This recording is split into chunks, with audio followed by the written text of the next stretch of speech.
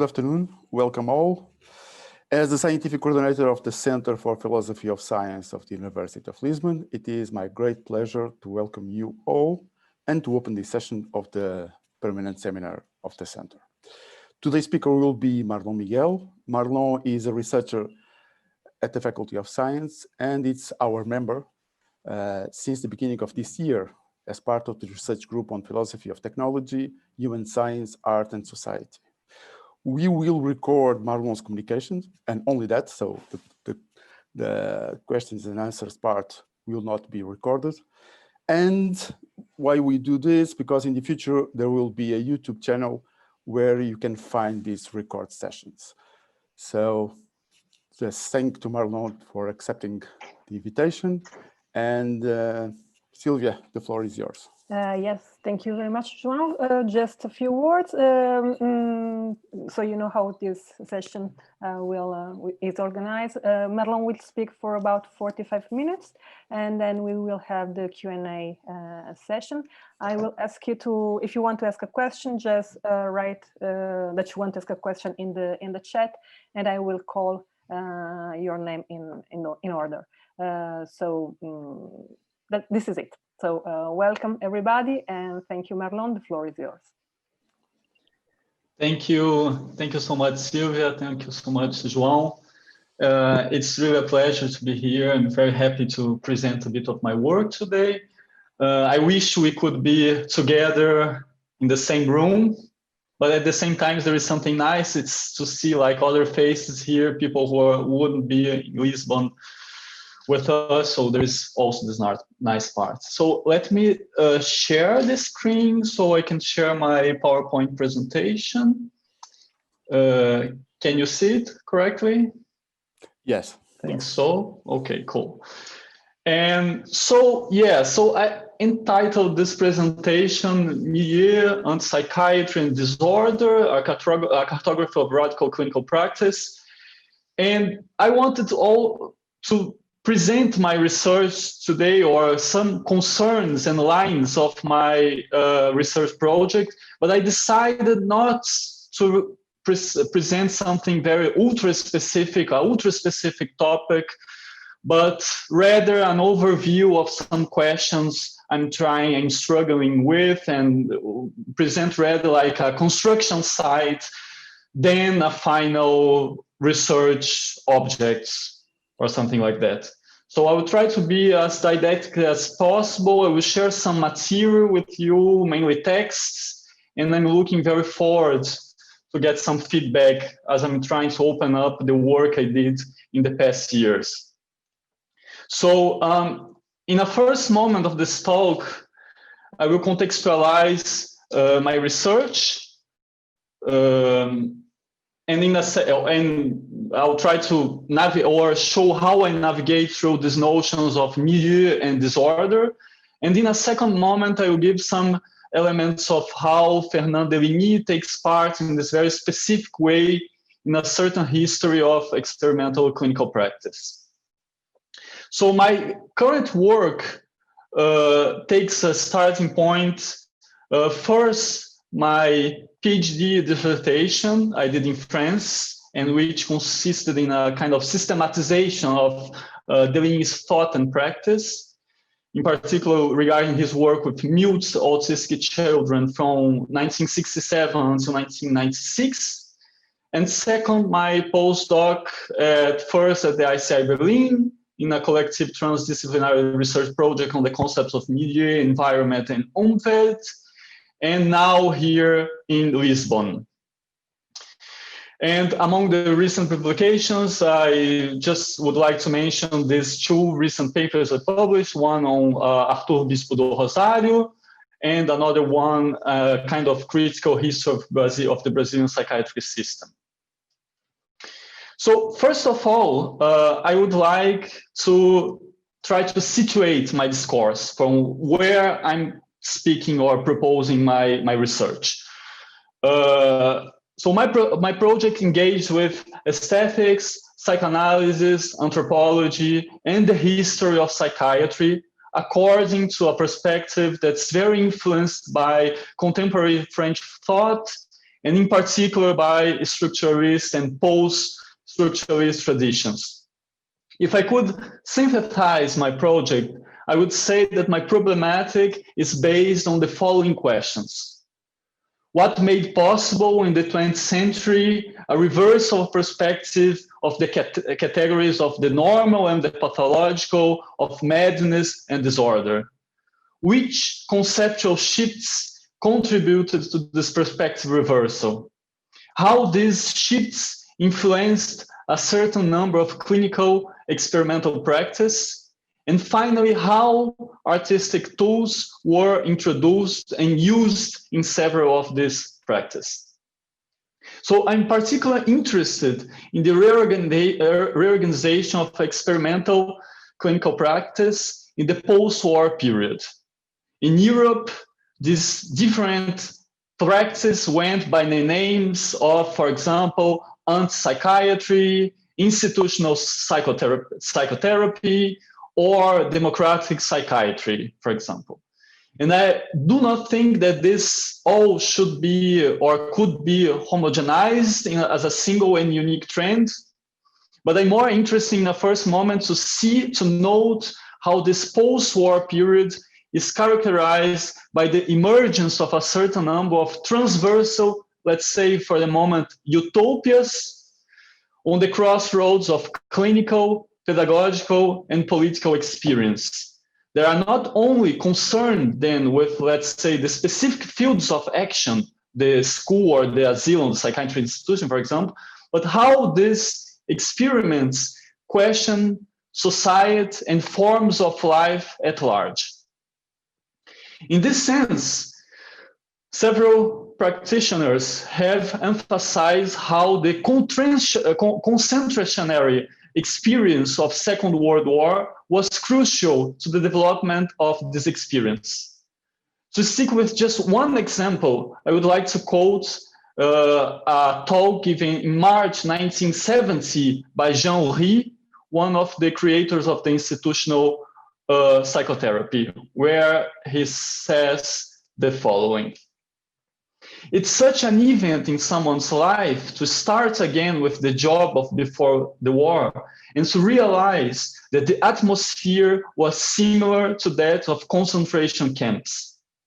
We could thus define institutional therapy, where it is developed, as a set of methods destined to resist everything which is concentrationary in French. So two elements follow from this reflection by Henri. First, that the wish to transform clinical practice is indissociable from a dramatic historic and political experience. And second, that the transformation of practice of care is also indissociable from a preoccupation with space. So it's interesting for me to see how we find over and over again very similar terms or definitions or in very different authors of these periods, and such as, I don't know, François Tosquelles, Franco Basaglia, or Bruno Bettelheim. And although the methods and approach they developed are very different one from another, they share this common concern with concentrationary space. Of course, I cannot go into details here, but Jean-Henri is referring in his talk to the Saint-Alban Clinic in southern France, and where a radical new approach to psychotherapy was born during the war. So at that moment, Saint-Alban gathered resistance, escaped Jews, exiled psychiatrists such as Tosquelles, who had fled the Spanish Civil War, surrealists such as Paul Éluard, and figures such as Georges Canguilhem and Frantz Fanon. So the institutional psychotherapy is intimately related to this complex network of people and this very specific historic context. One estimates that at least 40,000 patients, and some speak of almost 80,000 patients, died in psychiatry hospitals in France during the occupation due to starvation, bombardments, or lack of care. Psychiatric hospitals were overpopulated, and the situation in Saint-Alban was also very tough. It's not a surprise then if the question of space, of reorganization of space, becomes so central at that moment. And this question of space interests me particularly once it starts to be rephrased in terms of milieu or environment. And when this rephrasal gets immediately related to another set of problems regarding the very shift of the notion of disorder. So, as you probably know, but historically there have been many critical positions that question traditional treatment forms and that did not consider disorder simply negatively from the perspective of deficit. But I would range this complex history starting with one name, the one from Kurt Goldstein and his 1934 book, translated into English as The Organism. But in fact, the title would be something more like the assembly or the building or the composition or the structure of organism, the Aufbau des Organismus. So Goldstein opened a very interesting path to look at disorder through the prism of what he called the rearrangement of the milieu or the reorganization of the organism. And I'll come back to him in a moment. In the French context, one of the main responsibles for his reception is precisely Georges Canguilhem, and the other responsibles being mostly from the side of phenomenology, in particular Merleau-Ponty. In his The Normal and the Pathological, first published in 1943 and then republished in an expanded version in 1966, Canguilhem pursues Goldstein's reflection in order to reconsider normality, health, and abnormality and pathology, and reconsider as a reconfiguration of the living, or what he calls a le vivant, capable of recreating a new normativity. Canguilhem's reflection starts criticizing an idea of the average man, as proposed by Adolphe Quetelet, and thus of universal norms corresponding abstractly to every individual. On the contrary, Canguilhem's claims is that normativity is related to the capacity of the living to adapt and to develop forms of life, to develop their own norms, those that are adequate to themselves in the confrontation of the milieu. I quote now Canguilhem. Being healthy means being not only normal in a given situation, but also normative in this and other eventual situations. What characterizes health is the possibility of transcending the norm, which defines the momentary normal, the possibility of tolerating fractions of the habitual norm and instituting new norms in new situations.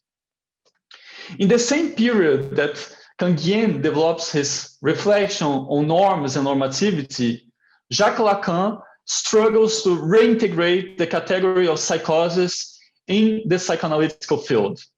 And in his seminar 3 on psychosis, given in 1955, 1956, and then after in his text entitled On a Question Preliminary to Any Possible Treatment of Psychosis, published in the beginning of 1958, Lacan clearly states that psychosis is not simply a disorder, but it has its mechanisms and implies in its successive states a sort of order of the subject.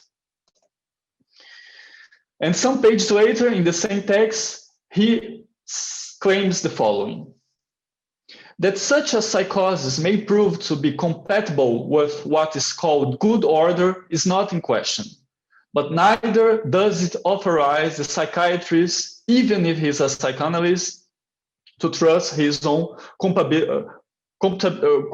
compatibility with that order to the extent of believing that he's in possession of an adequate idea of the realities to which his patient appears to be unequal. So not only psychosis corresponds to a certain order whose mechanisms are susceptible of description, but Lacan makes a call for a certain ethics that does not let this singular and specific order to be subsumed to the presumed normal order or to an idea of reality, of what reality would mean to the psychiatrist. We could go on and remember how Franco Basaglia in the 60s, very influenced by phenomenology, proposed a reduction of the concept of pathology in order to look at the subject of a subject's singular suffering experience, or how in the end, since the end of the 40s and after leaving prison, the Brazilian psychiatrist Nis da Silveira aimed at exploring the mental ill subject's ordering healing forces, emphasizing how the hospital was the main responsible for chronifying, as she said, the pathology, and how these healing forces were deeply connected to a practice capable of reestablishing, in her words, connections between the patient and their milieu. So in this very brief cartography I'm proposing, I just want to indicate that these several figures are engaged with a conceptual shift that in a certain sense aims at de-essentializing and denaturalizing the categories of disorder, of pathology, and of madness. And then, of course, the work would be then to see what are their differences and so on, which of course I cannot make here now.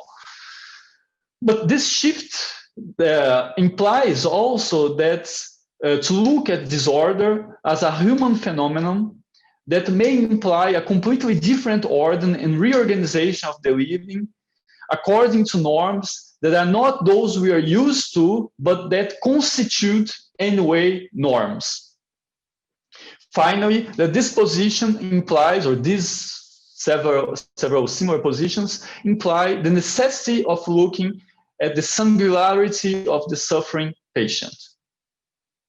This denaturalization of the disorder does not mean necessarily that the pathology is just defined socially or that it would not have biological components, but that the social, let's say rather the relational dimension must be emphasized. And I think here would be very interesting to compare different perspectives. I think, for example, like the British Antipsychiatry, represented, for example, by Ronald Lang, developed a much more relativistic approach of disorder or of mental disorder, completely blurring the difference or the division between the normal and the pathological. Lang emphasized that mental disorder should be read primarily as an experience of the subject in their relationship with the social field. The social field being too inadequate and violent to the subject and causing thus the pathology. In contrast, others such as Nis da Silveira or Canguilhem or Tosquelles propose a very different perspective. They are definitely not abolishing the difference between the normal and the pathological, but rather they are radically reframing this difference, this division. And they do not evacuate the biological component of the disorder. It's just another component among others. Anyway, I think that this different approach emphasizes that abnormality, pathology, should not be read as simple states out of order, but that they imply an immanent order functioning according to their own logic, manifesting a kind of sort of internal normativity, a concrete tendency, even a mode of being.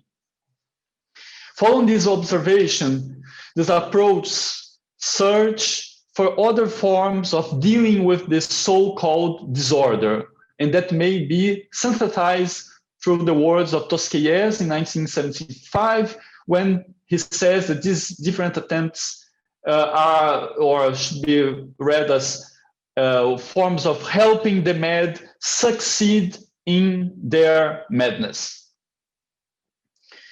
In order to retrace the history of this reversal of perspective or mental disorder and its possible alternative treatments, I think it's crucial to go back to Goldstein. Goldstein is the first, I think, to reframe in such a clear way a new path to rethink pathology and disorder. This term should not be understood anymore per se, but they always appear inside a complex dialectics between the individual or the organism and their milieu. Of course, I can't enter here in the details of this reconceptualization of the notion of milieu. I don't have time for this, but this new comprehension is of the environment, of the living, or how the milieu is not a stable and fixed space environment, but co-produced by the living, is indissociable from the ethological research and reflections, in particular at that moment from Jacob von CFCUL. And the very important book from CFCUL, Umwelt und Innenwelt der Tiere, was first published in 1909. So CFCUL and his notion of Umwelt are crucial and explicitly quoted by Goldstein, but also by Lacan, in particular, the very first Lacan from his PhD dissertation from 1932, as well as by Canguilhem. And I think the series of dates is interesting to note. Lacan dissertation from 1932, Goldstein's work from 1934, Canguilhem's book from 1943. And there is a reciprocal transformation of the concepts of the French milieu and the German Umwelt, which is very interesting. So there is first a very, let's say, determinist biological notion of milieu that leads to a formulation by CFCUL of the concept of Umwelt, which will provoke then later a new reformulation of the concept of milieu. So there's this kind of going back and forth of these two notions that I think is very interesting. Goldstein's thesis can be synthesized in some claims. And the first ones, I'm just going to give you some quotes from his book. The first ones concern the relation between milieu, Umwelt, and the organism, and they follow directly CFCUL's terms. He says the following: an individual organism is always fitted into a very specific environment, Umwelt, and that its existence, in spite of all variability, hinges ultimately on an environment that is adequate for it. The environment of an organism is by no means something definite and static, but is continuously forming commensurably with the development of the organism and its activity. An organism can exist only if it succeeds in finding in the world an adequate environment, in shaping an environment. I think this idea of shaping an environment and of adequate environment is very important. I'll come back to this a couple of times in the next 20 minutes that I have. Each organism, finally, one last quotation, each organism has its milieu, its existence, its normal performance are dependent on the condition that a state of adaptation can come about between its structure and the environmental events, allowing the formation of an adequate milieu. So, following CFCUL, Goldstein states thus that in a certain sense, the organism shapes its environment, which is of course not the same for a spider, a fly, or a human being, even if they inhabit the same space. Goldstein will then define the notion of structure as a result of a process of adaptation of the organism to the environment, but opens the question to what happens to the organism when it does not, let's say, meet the environment that best corresponds to its nature, or what happens when radical change in its environment takes place. And these questions lead Goldstein in a second set of problems that regard the notions of pathology and health. And they can be also synthesized by some quotations. Pathological phenomena are the expression of the fact that normal relationships between organisms and environments have been changed through a change of the organism, and that thereby many things that have been adequate for the normal organisms are no longer adequate for the modified organism, or disease appears when an organism is changed in such a way that though it's proper normal milieu, though in its proper normal milieu, it suffers catastrophic reaction, or to maintain health means to avoid abnormal reactions in spite of defects by changing the milieu or by finding a new adequate milieu. An organism is normal and healthy when the tendency towards self-actualization is acting from within and overcomes the disturbance arising from the clash of the world. And finally, insofar as medical therapy does not eradicate damage, it consists only in rearranging the milieu. So we see how it's funny when we go back to Goldstein's text to see how Canguilhem's conception of normativity is so close to that formulated about a decade before by Goldstein. So pathology appears here as often a dysfunctional reaction to a transformed environment, or an incapacity experienced by the organism to inhabit its normal environment. And health means, on the contrary, and above all, the capacity and way to adapt. So when this capacity fails, when the organism becomes even less capable of acting and of readapting, then we are facing the, let's say, the disorder, the pathology. And this kind of, let's say, circular situation, in this circular situation is where therapy has to intervene. So therapy appears here in first place rather as a kind of rearranging of the milieu capable of reestablishing the organism, let's say, vital force. Of course, there's a strongly vitalism here in this reflection. And so rearranging the milieu means reestablishing the organism's vital force to precisely relate or with milieu. So Goldstein will insist even more regarding mental disorder on this loss of capacity of creating relational bonds, and that in order to cure, it's necessary to reestablish this capacity of relating or the capacity of making bonds. So psychology and psychiatry, in a certain sense, take the path of ethology, and its only possible its only possible development is based on the idea of relationality. Of course, I don't have the time and I cannot keep going on, but I want to conclude this first part, just going back one last time to Lacan's third seminar and the way he goes further in relation to this, let's say, propositions by Goldstein, and the way he formulates the problem. So on the one hand, Lacan claims that one has to think psychology and psychiatry outside the framework of psychogenesis. And that means beyond the idea that one could easily find the one only origin of psychic or disorder.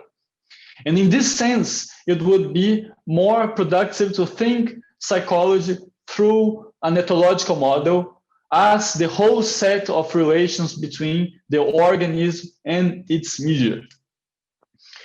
He says the following: the psychological is, if we try to grasp it as firmly as possible, the ethological. That is, the whole of the biological individual's behavior in relation to his environment.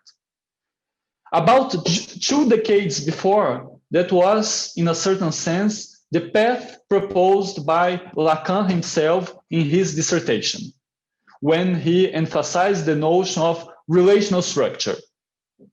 So the PhD dissertation was written and published in 1932. However, now, on the other hand, he claims that this is still insufficient. So the psychological order is subject to such profound anomalies that even if we could completely take into account all the components of the organism-milieu relation, we would not be able to completely understand the mental disorder. So this means that mental disorder does not correspond to a simple linear causality. And furthermore, even more radical, is that there is not such a thing as a normal, stable, psychic human order. Okay, it's a little bit abrupt, but I'm going to my second part now, which will be a little bit shorter than the first part of the talk. So in the French context, and I'm focusing here mainly in this very specific post-war French context, of course. So in the French context, there is one very important missing link of this whole history that remained forgotten until very recent times, and it's this missing link is Fernand Deligny. Fernand Deligny is more known for his work with mute autistic children, developed from the end of the 1960s, and which became particularly known through the works of, for example, Gilles Deleuze and Félix Guattari. But he is contemporary to the other names, to the several other names quoted above. Deligny is in fact a crucial figure of the French cultural, intellectual, and theoretical landscape. And let me just briefly give or highlight some elements of this figure. So similar to what was happening at the Saint-Alban clinic during the war, he led at the same time another experiment in the psychiatry hospital of Armentières in northern France. He aimed at a transformation of the very rigid psychiatric environment, working with hospital guards and organizing artistic and sport activities at the asylum, and even outside excursions with the patients. Most of the patients at the asylum were there for very random reasons and ended up completely chronified, staying in the asylum for years, decades, even their whole lives. After the war, Deligny becomes one of the central figures of the debates around what was back then called maladjusted childhood, enfance inadaptée. And his texts and books will circulate in different psychosocial institutions at that time. We know, for example, how books such as Le Vagabond Efficace and Grain de Crapule circulate in the end of the 1940s, thanks precisely to Jean-Henri at the Saint-Alban clinic, for example, the same one I quoted in the very beginning. This concept of maladjusted childhood was forged in 1943, so during the fascist Vichy government, and was supposed to regulate policies and institutions for all type of abnormal, dangerous, deviant, and so on, childhood or youngs. It was a very ideological concept guided by the principle of efficiency and of transforming deviant young people into precarious workforce. So the enfance inadaptée concept is a typical conceptual shift of the 20th century, where the idea of total exclusion is strategically replaced by that of inclusion, according to an idea of capitalizing human force, a shift that corresponds to a logic of human capital. And I'm very interested in this kind of shift that takes place at that moment.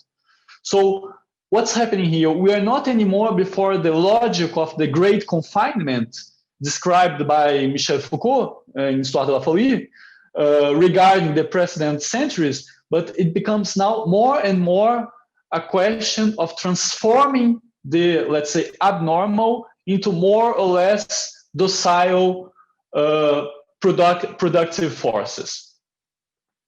So after the war, Deligny, along with names such as Lucien Bonafé, close to institutional psychotherapy, Henri Wallon, a materialist psychologist, Daniel Lagache, the psychoanalyst, Louis Le Guin, the Marxist psychiatrist, but also Georges Canguilhem, among others. Deligny takes actively part in these debates, struggling to redefine or to give use to the concept of maladjusted childhood. And we can say that at that moment, there are mainly two forces opposing themselves at that moment. On the one hand, those who insist that maladjustment and abnormality in general is mainly a biological issue, and that one needs to isolate the abnormal in order to treat them according to a certain number of techniques. And on the other hand, those who struggle to politicize the debate, emphasizing the social constitution of disorder or of abnormality. And that most people considered abnormal were in fact subjects suffering from very hard social conditions. So in this group, or in this context, we'll see how the concept of milieu reappears once again and is constantly mobilized by these different names from the second group, such as Wallon, Le Guin, Canguilhem, Lagache, etc. And Henri Wallon, in particular, the materialist psychologist of the milieu, precisely, he struggled in his discussion with Jean Piaget to show how the development of an individual could not be thought without this very concept of milieu. And Deligny, in his turn, insists, and I quote once again this one text, where he says the following: "To help a disturbed child does not consist to take care of the child themselves, but rather of the relations between this child and their usual milieus. Instead of isolating the abnormal from their usual milieu and putting them into social mental institution, what Deligny is proposing, in fact, with these other names, is to work with both the children and their families and their social environment. In the course of the 50s and 60s, Deligny will work more and more with rather mentally ill children. Then, invited by Félix Guattari and Jean-Henri, he worked 2 years between 1965 and 1967 at the Laborde Clinic, the then central space of the institutional psychotherapy. And after that, he will leave with a group of people to southern France to establish a network of experimental places hosting profound autistic children. Deligny and his group decide to remain outside the institution, but still collaborate with psychoanalysts such as very important psychoanalysts such as Maud Manoni and Françoise Dolto, and also with some psychiatry institutions that send him and to his place and to his group children that they will host and take care of. So Deligny hosted what one calls today, this terrible term, like low functioning autism, which appears like in opposition to high autism. So he and his group hosted not the spectacular autistic people with super cognitive abilities, but those who were considered completely useless, many of them abandoned by their families, rejected by institutions, and so on. And in a certain sense, this public of patients, of children, found themselves beyond the aim of normalization and thus of capitalization. They refer to a certain limit of the very concept of inadaptation, inadaptation, maladjustment, or even that later of handicap.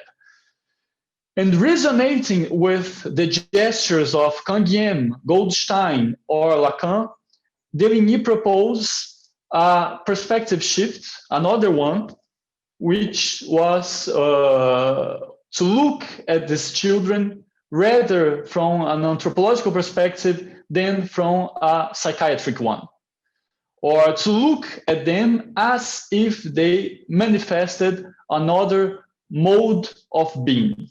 And this is the word that he will introduce in the vocabulary. I won't read all these quotations, but just so that you can have a look at his text. And so he introduced this idea of mode of being, and the idea not to cure them, but rather to transform those who host the children, the, let's say, caretakers. So I won't build on this point, but all the work developed by Deligny and his group was to help, and his group, so the work developed by them to help these children was to, let's say, install the space in such a way that the children's self-destructive behaviors and the very strong stereotypes that they had arriving there would stop or at least reduce. So in a certain sense, what they do and what their attempt was to develop sorts of therapeutic machines that could help these children organize their sensibility, perception, corporality. And these sort of machines are produced through permanent emplacement of objects in space, through repetition of gestures and tasks, thanks to the use of the so-called cartographies or cameras. And of course, I can't build on this now, but this kind of machines, they were thought in function of each child, and with the idea that they could be transmitted somehow to the children's families and that they could adapt them at home. So in a certain sense, there is a constellation of things and persons. Deligny will say a certain us. It's the word he repeats all the time, a certain us, we, that could establish what he insistently calls also an adequate or favorable milieu. So Deligny, in a certain sense, with and against Lacan, goes back to the ethology, goes back to ethology, and goes back in particular to the ethology of Lorenz and von Frisch, among others, but curiously not Wexkull. And he goes back to ethology to think about this milieu, to recreate means of circulation and displacement, to recreate a space where these children could again find forms of relating and of creating bonds.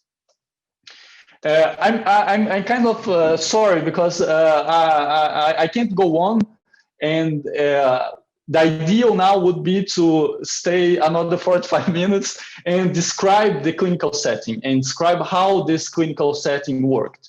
But of course, I don't have time for this, but I'll do this in another talk if you are interested really in knowing more about how this clinical setting worked of Deligny and his group. I will do this like next week in another talk. As my 3 minutes left, as a conclusion remark, which of course not at all a conclusion, I'm just proposing this kind of cartography of problems here to you. I want to remember something that Robert Castel, in his book Management of Risks, La Gestion des Risques, published in 1981, what Robert Castel noted. So in his book, the sociologist returns again to this paradigmatic change we have experienced from the middle of last century, from exclusion towards inclusion. And the shift from the concept of dangerousness of the deviants or deviants or the abnormal or the mad towards that concept of risk.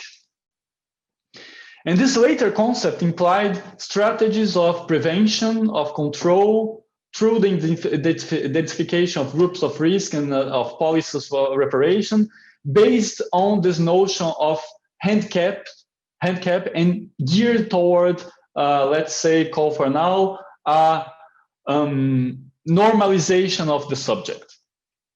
So Castell also notes that even if the Hellenist tradition is highly questionable and should be questioned and criticized, this tradition highlighted that mental disorder should not be treated as other forms of pathologies. The field of mental disorder should remain, as he claims, that of relational pathology and cannot be reduced simply to physiological pathology. This inclusion mode and the concept of handicap, which, for example, in the French context is the concept that will replace later the very vague concept of enfance inadaptée, of maladjusted childhood. This inclusion mode and the concept of handicap day-to-day define the reigning and almost unquestionable paradigm in which we live. And they think, this model in this paradigm, think in terms of development, improvement of performance, rather in terms of treatment, or even less in terms of listening. So the management of risks returns, and that's my point to conclude, I think the management of risks returns to very archaic ideas of average, stable normality, universal abstract norms, since the main criteria of what means a successful care is not so much the overcome of concrete suffering of the subject, but only the reinsertion and results in school regarding children, in work regarding adults. So it seems that the only way to escape this model is to reread what it means to think in terms of relationality and of social bond. What it means normativity and how to create milieus where it's possible to live otherwise and that are favorable to people to invent their singular norms and their own life forms. And I'll stop here. Thank you so much.